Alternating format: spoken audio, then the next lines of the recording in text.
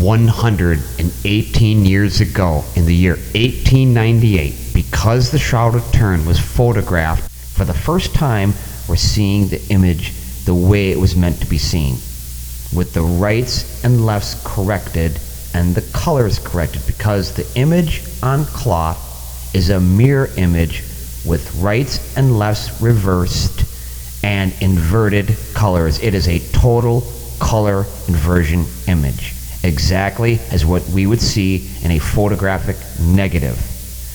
Now, photography was not invented until the year 1827, so a total inversion image did not exist until that time, except one other image, the Shroud of Turin. We know for a historical fact that the shroud existed in Liry, France in 1350, hundreds of years before the invention of photography. So for the shroud to be a total color inversion image is extremely out of place. It would be the equivalent if we saw the logic board from an Apple iPhone in the hand of the man in the shroud. That's how out of place that is. And the skeptics will offer an explanation and say, well, Da Vinci must have invented the first logic board. He was inventing cell phones, but didn't tell anyone about it. Or the skeptics will say it's a fake. It's a fake of an Apple iPhone logic board. Earth the skeptics, McFly, Apple iPhone logic boards were not being manufactured in the 14th century. In the same way, total inversion images did not exist in the 14th century. So how did that image get on the cloth? Where is the other total color inversion image that was used as the role model to make the shroud when it doesn't exist yet? Where was the other logic board so that the fake could be made? Because there has to be a role model first before you can make an imitation. What does this mean? What is my point? The Shroud of Turin is original.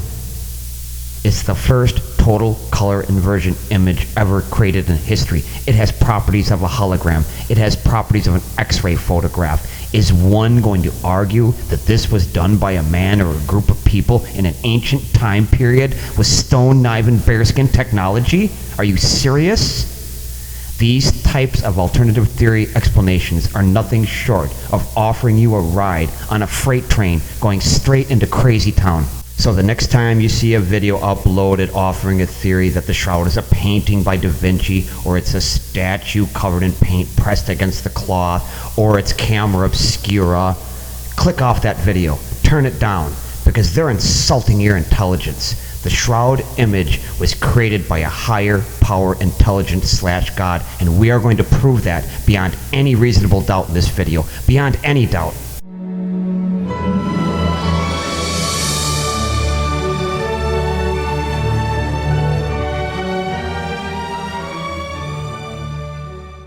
Alright, this is a life-size replica of the Shroud of Turin. I spent $2,000 to get this. In fact, all the displays in this video, I spent over $3,000 on. So that's my gift to you in this video. You get to see this stuff for free. But this is the Shroud of Turin as it was in 1978. Now, we're using a 41 megapixel camera so you can see this with the best quality possible. This is how the Shroud of Turin research project saw the shroud laying on the table in Turin, Italy. This is your chance to see it for yourself. Bear in mind, the samples were cut in 1988, so we're taking a trip back in time 10 years earlier. So you're seeing the shroud as it was before they cut into it. When the shroud was displayed, this is the area that got handled the most. As a result, it became damaged, and they had to patch in new fabric in a medieval time period. So this is the area of the shroud that has the most damage, and you can see where the new fabric is, the medieval fabric, and then the older fabric. So they had to make a repair here. Note how dark in color the fabric is just across that line. There's no other area of the Shroud of Turin like that, because that area has dye in it. Madder root dye. Note the line between the old fabric and the new fabric. The new fabric doesn't stop there. The new fabric strands cross the line into the old fabric and they're twisted together. The new fabric is a light color. The old fabric is a darker color. They attempted to dye it to match, but it didn't exactly come out correct. Furthermore, the most important point, the new fabric is made of cotton. The old fabric is pure linen. So in that dark area where it says old fabric, pieces of the new fabric are there, intermixed with the old. Now guess where they took the sample? Right in that dark area. The main body of the Shroud of Turin does not contain any madder root dye or any cotton fibers, yet the samples they tested had madder root dye and cotton fibers. Why? Because they took the sample right in that dark area where the madder root dye is, and the cotton fibers were intermixed with the pure linen fibers of the shroud. So is the carbon dating an accurate date? Earth to skeptics, McFly, no. The samples you have madder root dye and cotton intermixed with the pure linen fabric. Counselor, wake up. Your samples are contaminated. Get them out of the courtroom. Bottom line, the carbon dating results would be ruled inadmissible evidence in a New York second by any judge or any ruling authority in any court in the world.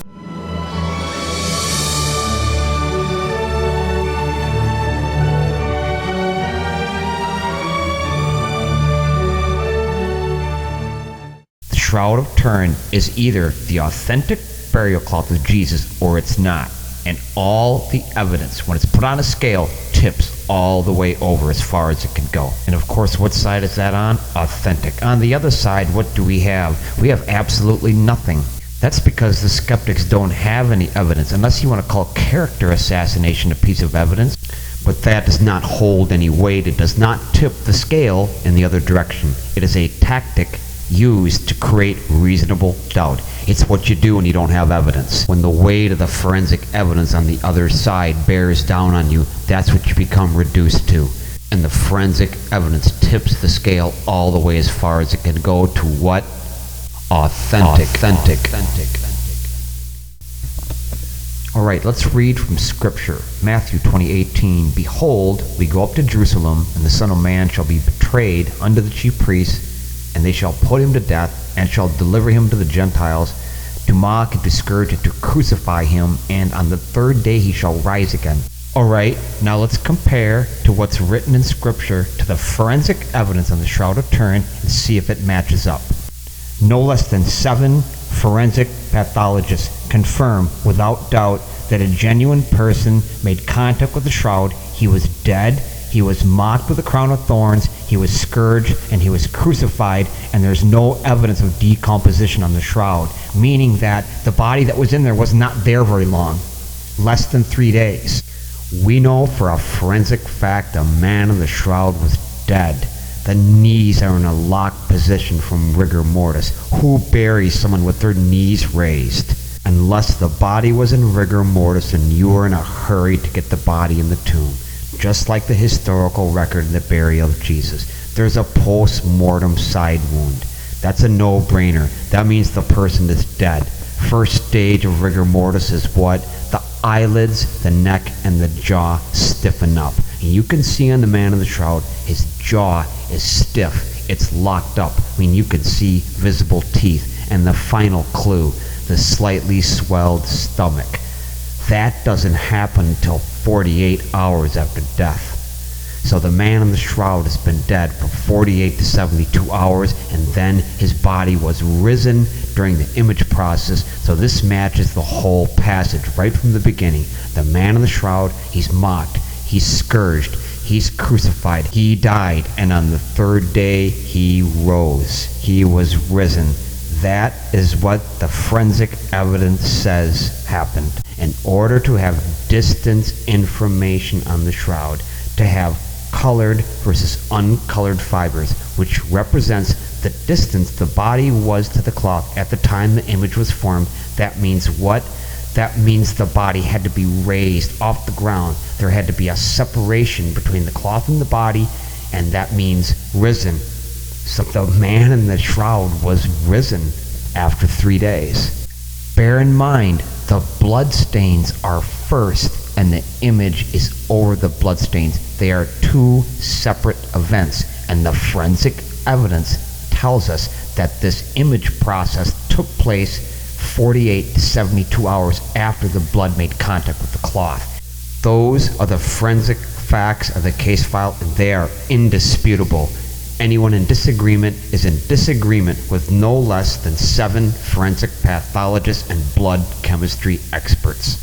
We know for a forensic fact wrapping a dead body in linen will not leave an image behind on the cloth. We have over 1,000 burial cloths from antiquity that had bodies in them. Not a single one has an image on it except this one. And that's because this body and this linen was resurrected.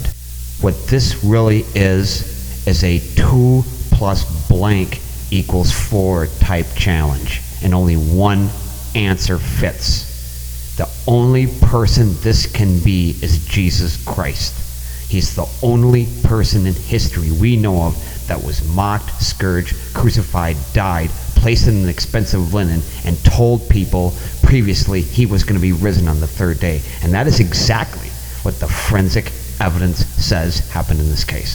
Jesus himself said, "This evil generation keeps asking me to show them a miraculous sign, but the only sign I will give to them is the sign of Jonah." Now look at the right side of the man of the shroud on his forehead. What is that? That's the sign of Jonah. It's also on the heel, on his heel, on the back of the head, and on the sudarium of Oviedo 4 different times. I've never seen in any crime photo in the history of my life or any morgue photo blood take on the shape of number 3 and be on the side of a head or on clothing or on tools or weapons or blood splatter on walls or whatever it is. I've never seen it. I do not believe it is a coincidence. Ladies and gentlemen, we are looking at the sign of Jonah on the Shroud of Turin. Beyond any reasonable doubt, beyond any doubt, the man in the shroud is Jesus.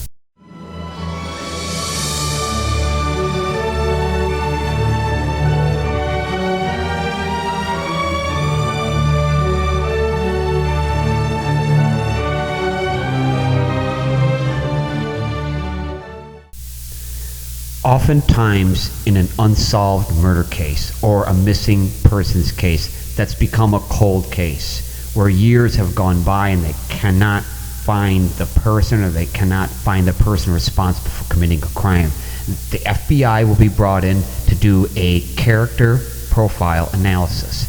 And what this does is it narrows down the search. This is the type of person that we're looking for. This is where they would most likely be.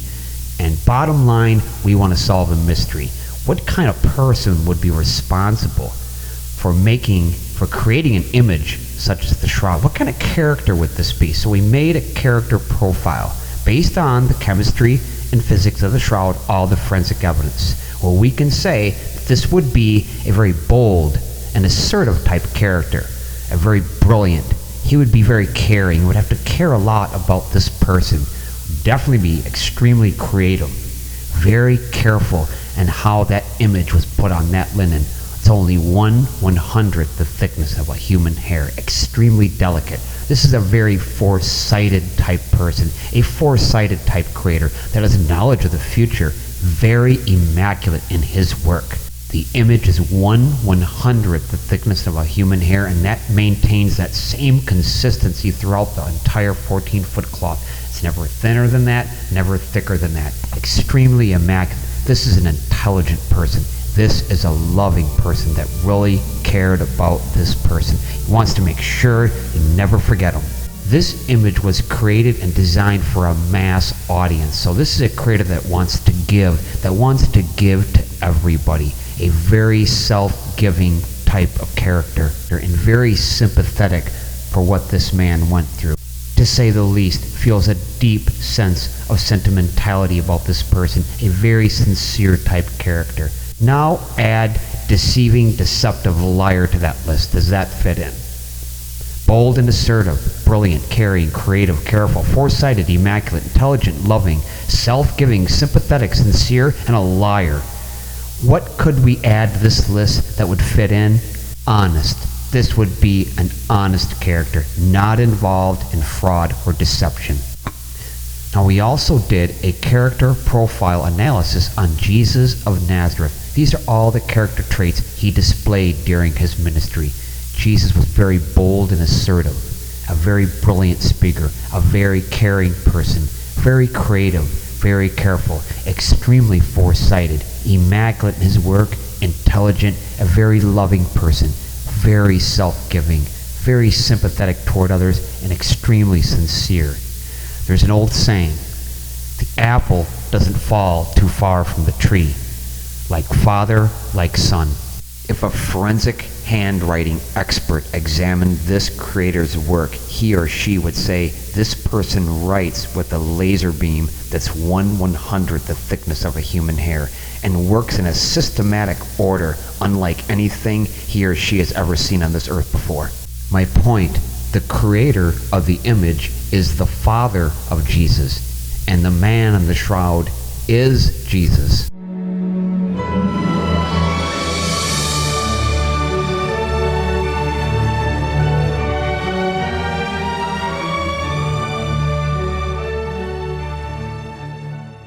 The shroud has properties of a photonegative, an X-ray photo, and a hologram, both a transmission hologram and a reflection hologram, but yet is neither.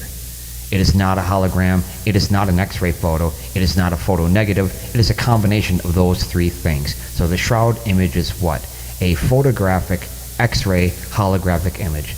That said, how many other dead bodies have left a photographic X-ray holographic image behind on a burial cloth or linen as a result of making contact with it? None. So this argument, well, that could have been any person in that cloth. The Romans scourged and crucified a lot of people. That argument doesn't fly at all. We could take 1 million different dead bodies right now, all scourged, crucified in the exact manner of the man in the shroud. Pour myrrh and aloes over the bodies. Wrap them in every kind of fabric ever known to mankind, and we will never get an image like we see on the Shroud of Turin. So we have established a very important forensic fact. What is that fact? Putting a dead body, wrapping it in linen, will not leave an image like the shroud behind. The only image that you would have would be the bloodstains as a result of body-to-cloth contact. There's not going to be a thin, superficial image over those bloodstains. And that gets into the heart and soul of this video. Why does this burial cloth have an image on it? Immediately eliminate paint or pigment or any type of man-made object making contact with the shroud as being capable of producing these effects. It is a scientific impossibility. X-ray fluorescence, microchemistry, infrared, and UV light evaluations confirm this. The shroud is not a painting or a contact image with a statue. It is not possible to make contact with only one of 200 fibrils. Leave the other 199 untouched with a man-made object. Okay? This is an image that was created on a microscopic level. After over 500,000 hours of research done on the shroud, we know why there is coloring on the shroud, but there is disagreement as into how that was done. These are the forensic facts of the case file. Coloring on shroud is due to 1. Rapid aging of linen fibrils. 2. Dehydration of linen fibrils. 3. As a result of rapid aging and dehydration, fibrils turned a sepia color. 4. Only one of 200 fibrils in a fiber of linen were colored, and left the other 199 uncolored, which is incredible to say the least, right? This has left an image on the outer fibers of the linen that is only 1/100th the thickness of a human hair. If a forensic handwriting expert examined this creator's work, he or she would say, this person writes with a laser beam that's 1/100th the thickness of a human hair and works in a systematic order unlike anything he or she has ever seen on this earth before. It's extremely difficult to match those unique characteristics, to say the least. There is only one thing that we know of on this earth that matches all these 4 unique characteristics. What is that? UVB rays in the UV spectrum at a very specific speed matches all of these characteristics, and that is not a coincidence. UV light in the UVB range will cause rapid aging in skin, dehydration, Oxidation, meaning a chemical reaction takes place and causes your skin to turn a sepia color, a tan, and it only affects the superficial layers of your skin. Note there is a difference between sunlight and laser light. The UV light source making contact with the shroud is traveling at the same speed as UV light from the sun, but it is a different type of light. It is light of a single wavelength, which is a fancy way of saying laser light, versus sunlight, which is light photons spread out in all directions. And in fact, it would color all the fibers. It wouldn't leave some fibers colored and others uncolored. So light from the sun is not responsible for the shroud image. Immediately eliminate sunlight and camera obscura as being capable of producing an image like the shroud. There are 200 fibrils and 1 fiber of linen. Only one of them has been colored, leaving the other 199 completely untouched. And that is because those linen fibers were exposed to UV light, laser-like light of a single wavelength, made contact with the fiber. It also caused it to become dehydrated, and a chemical reaction took place, causing it to turn a sepia color. And because it's UV light of a very specific speed in the UVB range, it only affected the superficial layers of the fabric. I just described how the Shroud of Turin linen fibrils were colored. Congratulations, you just learned in part, notice I said in part, how the image on the shroud was formed.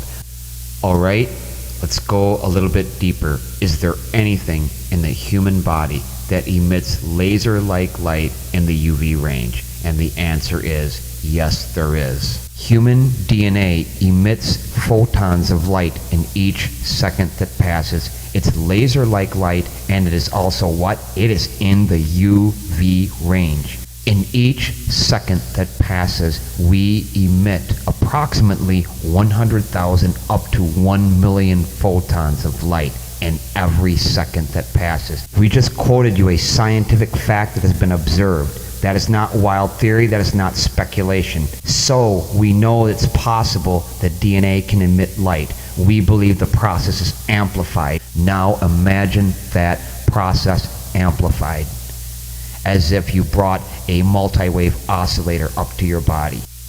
A multi-wave oscillator emits moving electrical signals. It will cause your living cells to increase in AC voltage, and whatever that machine is set at, let's say it's 2 billion cycles per second, your cells will also oscillate at 2 billion cycles per second. It will match whatever the machine is set at. In a comparison analogy, if you had a tuning fork that was dead and you brought another tuning fork up to that one that was vibrating at, say, 2 billion cycles per second, the other tuning fork that was dead will come back to life again / begin vibrating at the same speed the other tuning fork is vibrating at. So it will match its speed. So what we have going on in the shroud image is what?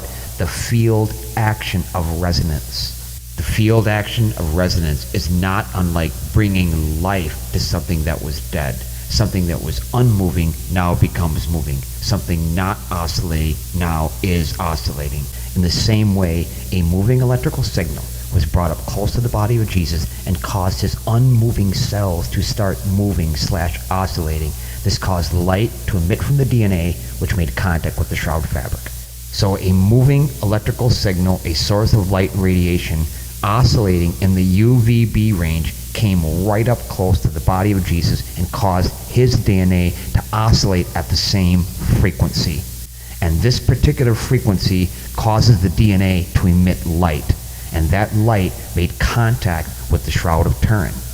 And where the cloth was close to the body, more fibers were colored. And as there was greater separation, less of the linen fibers were colored in a manner which represented the exact distance the body was to the cloth. In order for that to occur, there has to be separation, so the body must be raised. Alright, so individual beams of light are being emitted from the body. They are making contact with the Shroud of Turin fabric, but only affecting the very superficial layers. What is happening to those fibrils? They are undergoing a rapid aging effect. They are becoming dehydrated.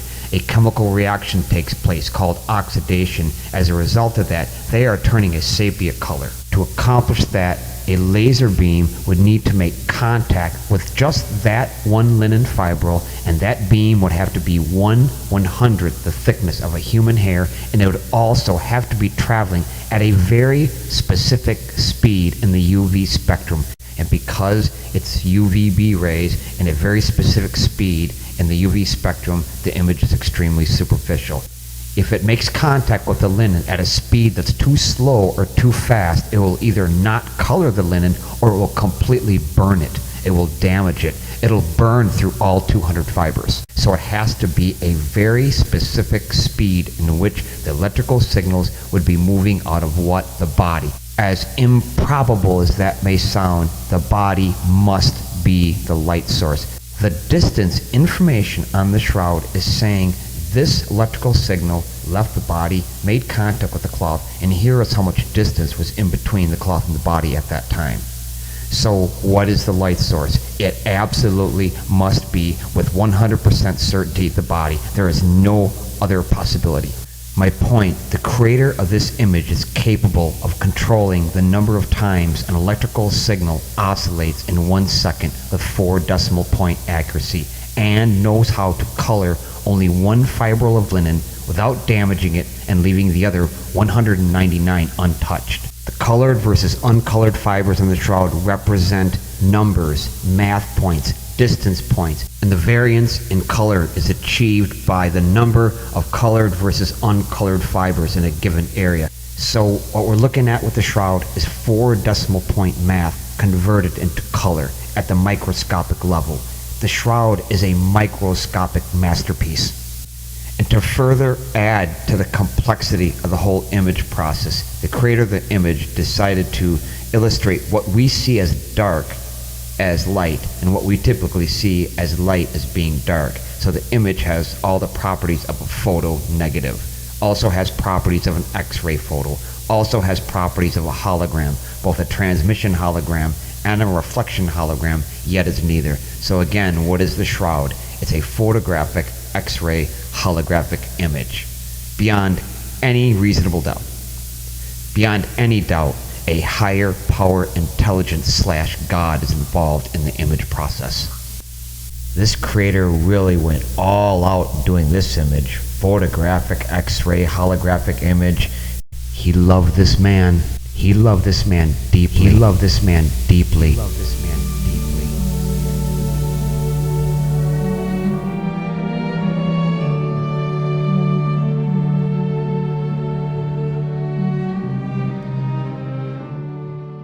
I just want to go over some final points of the shroud, some unusual aspects of the shroud image. The crown of thorns. Only Jesus was mocked as a king. And what do we see on the Shroud of Turin? 30 puncture wounds around the head from a thistle plant that only grows in Jerusalem. He's scourged and crucified. That's a contradiction. If the Romans scourged people like they did in the Man of the Shroud, that was routine procedure, they would have been nailing dead corpses to crosses. This is the most hated person in the city, and he's wrapped in fine linen. A body crucified and scourged to this degree would be thrown into a landfill, as in human garbage, not treated like a king. So this person has rich friends. And that follows the gospel account. And there came also Nicodemus, who first came to Jesus by night and brought a mixture of myrrh and aloes, about a 100-pound weight. That would be extremely expensive. It would never be used on an ordinary criminal. There's evidence of myrrh and aloes on the headcloth in Spain. Myrrh and aloes found in the blood by antibody antigen testing by a forensic pathologist. See, all these are all clues that say the same thing. This man is Jesus. He's loved and he's hated, and he has what? He has rich friends, like Joseph of Arimathea and Nicodemus. On the cloth is a 1st century style stitching pattern. That gives us a clue as to the age of the cloth. The shroud is 8 by 2 cubits, an ancient measuring system. The image goes against how people would perceive a God would do things. When one thinks of the almighty, powerful God, creators of the heavens and the earth, making an image, we think of power. This will be a powerful imprint, as in firm contact with the linen. Yet the shroud is the exact opposite of what one would expect. Look at the 2 black eyes. When you look at the shrouded image when it's photographed, you can see detail. You can see that his eyes are closed. You can see the swelling more. And the same thing holds true with an X-ray photograph. An X-ray photograph on the film plate is black. It shows the bones as being black, and then the colors are inverted so the physician or doctor can see more detail. The Shroud of Turin image is just like that. When the colors are inverted, you can see the detail. You can really see the swelling. You can see the teeth. You can see that the eyes are closed. But when you look at the image on cloth, it looks like the eyes are open. As a result, you see in all the early frescoes, Jesus has his eyes open, and they're portrayed as big owl-like eyes because that's what it looks like. So we haven't even really seen the Shroud of Turin correctly until the last 118 years. Look at the vertical lines going down the sides of the face. That really looks out of place, as in, what is that? That's because the light source that's emitted from the body is coming out in a straight line. It follows the pattern of the swelling, but where the swelling drops off and the face drops down, that's where the image process stops. Because why? As we discussed in the first video, too much separation between the body and the cloth there. No image. We really see that clearly in the face along the sides of the cheek. And then we see the blood stain off to the left, which appears to be in the hair, which is actually a blood stain from around the area of the ear on the side of the cheek. So the blood stains are out of stereo register with the body, but it proves this beyond any doubt. The blood stains are first, the image process is a secondary event. Two completely separate events, not done at the same time. And the forensic evidence tells us beyond any doubt that this image process happened 48 to 72 hours after the blood made contact with the cloth. And that fits exactly with the gospel account. This can only be one person. So the forensic science tells us what? The man in the shroud is Jesus. Not just beyond a reasonable doubt, beyond any doubt. All right, we're at the Trails End Motel. We've got one more math equation to solve here at the end before we turn out the lights. It's 2 plus blank equals 4, and only one answer fits. Who from history does this match? Who would this be? 2 plus blank equals 4, and you got to fill it in. Who do you say the man in the shroud is?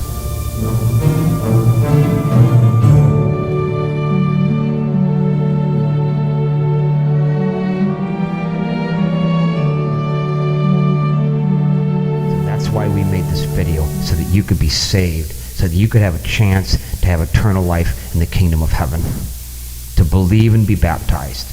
We're not asking people to worship a piece of cloth, or send money to us, or join any particular denomination of faith. No, not at all.